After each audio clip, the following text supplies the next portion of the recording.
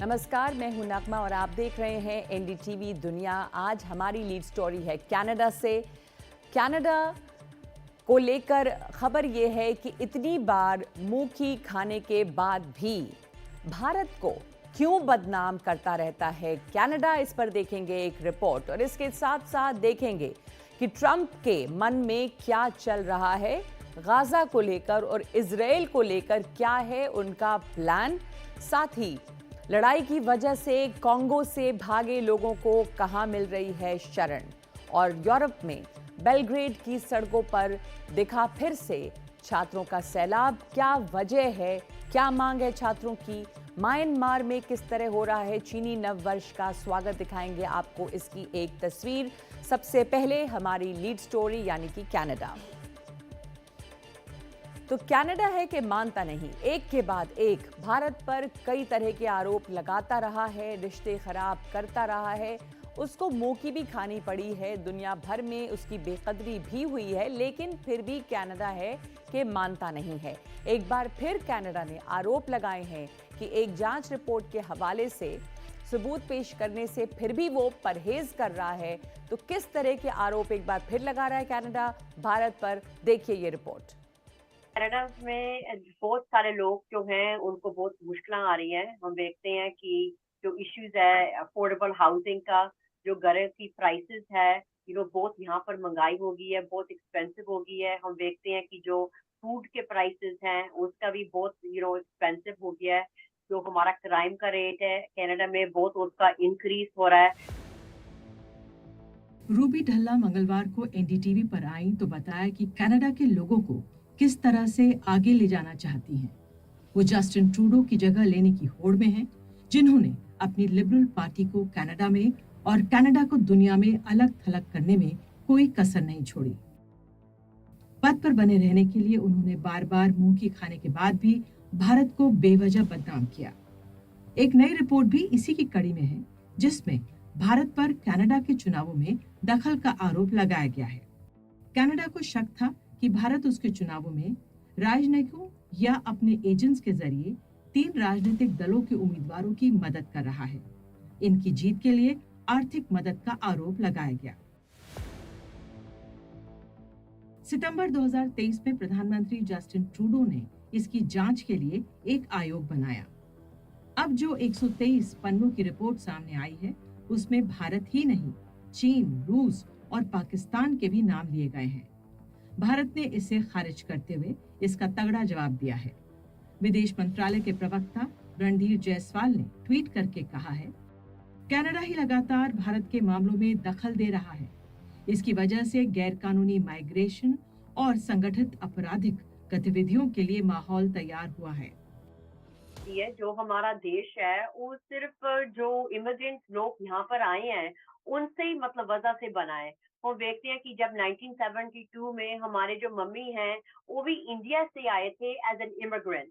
पर हम आज देखते हैं कि उनकी जो बेटी है पहले तक 3 बारी मेंबर ऑफ पार्लियामेंट बन चुकी है। फिर हम देखते हैं कि आज देश की प्रधानमंत्री के लिए रेस में आई है। हाल के बरसों में कनाडा लगातार इस तरह के आरोप लगाता रहा है।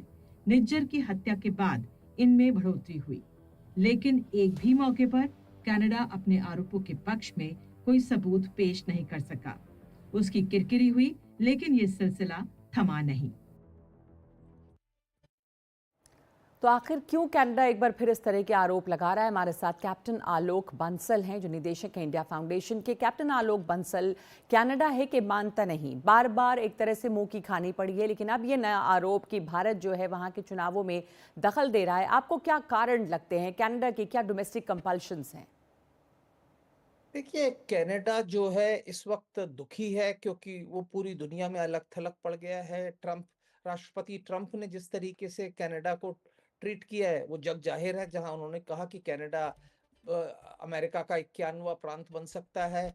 और जब ट्रूडो ने उनसे टैरिफ्स की बात की तो उन्होंने यही कहा, और उसके बाद उन्होंने कई बार ट्वीट्स में उसको 51st प्रोविंस ऑफ यूएस की बात करी है। जी। तो ऐसे में उनको ध्यान दूसरी तरफ करने के लिए उन्होंने ये बोला, और पहले भी ये एलिगेशंस लगते रहे हैं कि कनाडा के चुनाव में चीन का हस्तक्षेप है।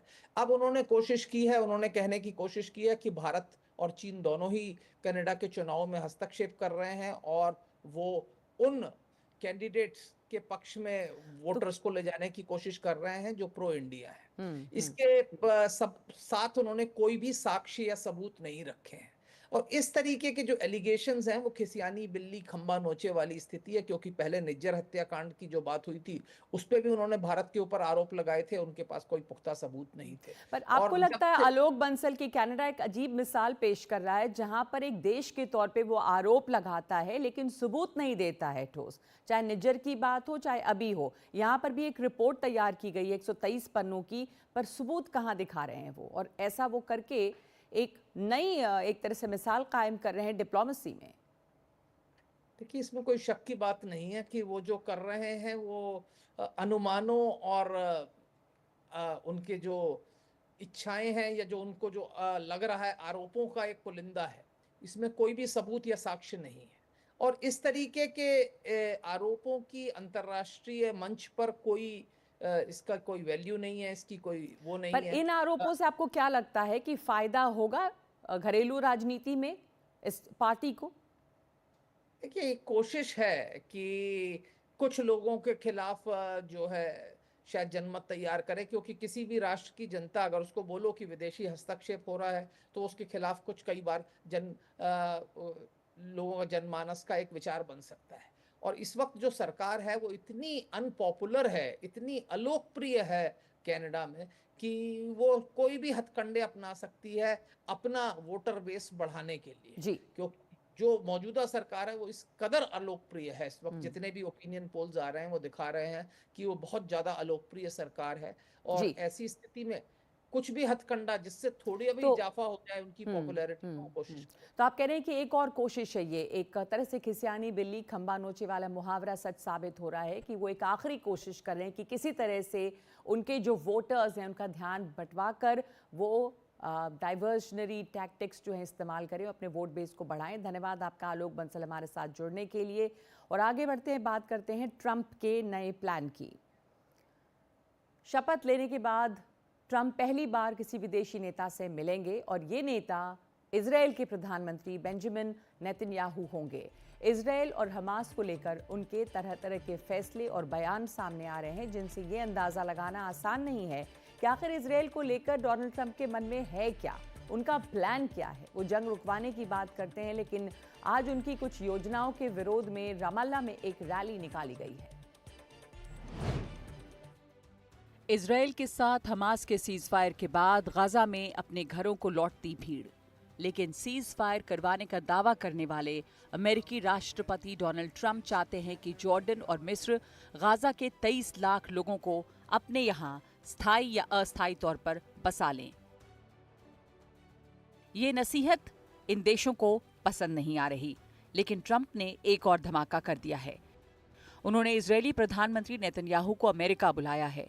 दोनों के बीच 4 फरवरी को व्हाइट हाउस में मुलाकात हो सकती है। नेतन्याहू पहले विदेशी नेता होंगे जिनसे ट्रंप मिलेंगे। ट्रंप लगातार पश्चिम एशिया को लेकर इस तरह के बयान दे रहे हैं या फैसले ले रहे हैं जिनसे इजरायल को शय मिल रही है। उन्होंने इजरायल को 2000 पाउंड के बमों की सप्लाई फिर शुरू करने की भी घोषणा की है। ये बम इजरायल को देने पर बाइडेन ने पिछले साल मार्च में रोक लगा दी थी। ट्रंप ने पाकिस्तान समेत दुनिया के कई देशों को अमेरिकी मदद पर रोक लगा दी है। अमेरिका ने 2023 में दुनिया भर को 72 अरब डॉलर की मदद दी। 2024 में संयुक्त राष्ट्र की निगरानी में दी गई मदद में 42% हिस्सा अमेरिका का था। मदद देने वाले अंतर्राष्ट्रीय संगठनों को भी फिलहाल अमेरिकी डॉलर नहीं मिलेंगे। इसका सीधा सीधा असर गाजा और वेस्ट बैंक के लोगों पर पड़ेगा, क्योंकि पिछले कई बरसों में अमेरिका ने यूएस एड के जरिए गाजा को 5.25 अरब डॉलर की मदद दी है। ट्रंप इजरायल को हर तरह की मदद मुहैया करवा रहे हैं और फिलिस्तीन को लेकर उनका रुख लगातार रूखा है। ट्रंप ने वादा तो यूक्रेन और रूस की जंग भी रुकवाने का किया था, लेकिन अब तक उनको वहां भी कोई खास कामयाबी नहीं मिली है। रूस के राष्ट्रपति पुतिन को लेकर उनके अलग अलग बयान आ रहे हैं। वो पुतिन को धमकी भी दे रहे हैं कि आप डील करें और जंग रोकें। पुतिन जंग रोकने की मंशा जता रहे हैं, लेकिन दूसरी तरफ यूक्रेन पर हमले भी उन्होंने बढ़ा दिए हैं और कह रहे हैं कि यूक्रेन गंभीर नहीं है। एक ड्रोन कारखाने का मुआयना करते हुए ये हैं रूस के राष्ट्रपति पुतिन। समारा क्षेत्र के दौरे के वक्त वो एक कार फैक्ट्री में भी गए। पुतिन कह रहे हैं कि वो यूक्रेन के नुमाइंदों के साथ बातचीत के लिए तैयार हैं, लेकिन यूक्रेन की तरफ से कोई दिलचस्पी दिख नहीं रही। लेकिन दूसरी तरफ रूस के हमले भी जारी हैं। यूक्रेन के दक्षिणी शहर माइकोलाइव में एक कारखाने पर रूसी मिसाइलों के हमले में 2 लोग मारे गए हैं। खार्कीव में एक और इलाके पर कब्जे का दावा रूसी सेना कर रही है। उसका दावा यह भी है कि कुर्स्क के आसपास यूक्रेन के 280 सैनिक मारे गए हैं। यूक्रेन पर 2 तरफा मार पड़ रही है। एक तरफ तो रूस के हमले बढ़ गए हैं और दूसरी तरफ अमेरिका ने मदद बंद करने का ऐलान कर दिया है। लेकिन थोड़ी राहत की बात यह है कि पेंटागन की तरफ से आने वाली मदद पर अभी कोई असर नहीं पड़ेगा। और आइए अब देखते हैं कुछ और खबरें वॉर जोन से। बेलारूस ने कहा है कि हालात सामान्य होने पर वो यूक्रेन के साथ अपनी सरहद खोलने के लिए तैयार है ताकि लोग इधर से उधर आ जा सकें। बेलारूस के अधिकारियों ने पत्रकारों को नोवाया गुटा चेक पॉइंट दिखाया है, जहां से एक वक्त में कीव, शेरनिहिव और यूक्रेन के दूसरे शहरों के लिए सबसे ज्यादा आवागमन होता था। रूस के साथ जंग शुरू होने के बाद यूक्रेन ने फरवरी 2022 में बेलारूस से लगती सीमा पर अपने चेक पॉइंट बंद कर दिए थे। और यरूशलेम के पूर्वी इलाके में 12 फिलिस्तीनियों को गिरफ्तार किया जा रहा है। कहा जा रहा है कि ये लोग सीज फायर के बाद बंधकों की रिहाई पर जश्न मना रहे थे। इजराइल की घरेलू सुरक्षा सेवा शिन बेट और पुलिस का कहना है कि इन लोगों को एक वीडियो रिलीज होने के बाद गिरफ्तार किया गया है, जिसमें ये लोग हमास के झंडे लहरा रहे थे और हवा में गोलियां चला रहे थे। और रुवांडा ने कॉन्गो से आए 1200 लोगों को अपने यहाँ पनाह दी है। कॉन्गो की फौज और रुवांडा के समर्थन वाले विद्रोहियों के बीच गोमा इलाके में जबरदस्त लड़ाई चल रही है। लड़ाई की वजह से सैकड़ों महिला, पुरुष और बच्चे गिसेनी कस्बे की तरफ आते देखे गए। सीमा भरी रुवांडा की रेड क्रॉस के लोग मौजूद हैं, जो इनका रजिस्ट्रेशन करके खाना और रहने के लिए जगह दे रहे हैं। कहा जा रहा है कि इन लोगों में तकरीबन 120 कॉन्गो के सैनिक भी हैं, जिन्होंने सीमा पर रुवांडा के अफसरों को अपने हथियार सौंप दिए। कॉन्गो की सेना से लड़ रहा M23 तकरीबन 100 हथियारबंद गुटों का संगठन है, जो उत्तरी किवू प्रांत में लड़ रहे हैं। ये इलाका उन खनिजों से भरा हुआ है जो दुनिया की आज की तकनीक के लिए बहुत अहम माने जाते हैं।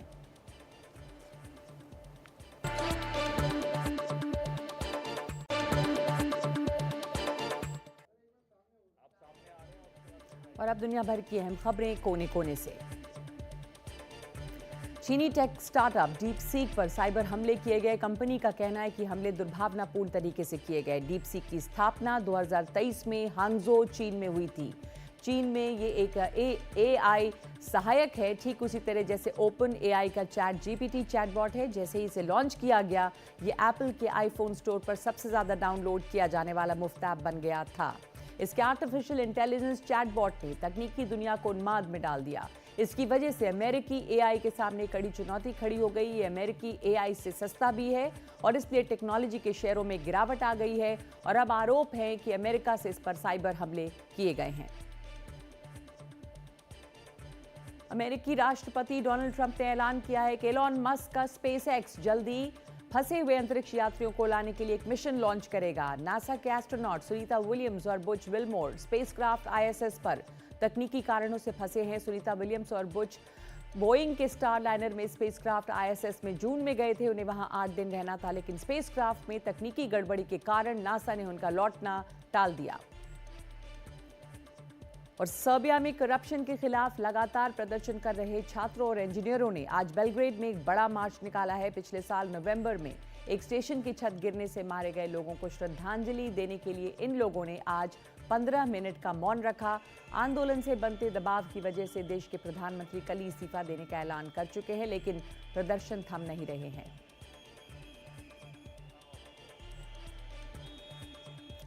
और अब आज की तस्वीर यानी वीडियो। बर्मा में यांगून के चाइनाटाउन में बने चीनी मंदिरों में हजारों लोग पहुंचे हैं लूनर न्यू ईयर मनाने के लिए। वहां हर तरफ अगरबत्तियों की खुशबू है। इस मौके पर लोगों ने नए साल में सब कुछ बेहतर होने की कामना की।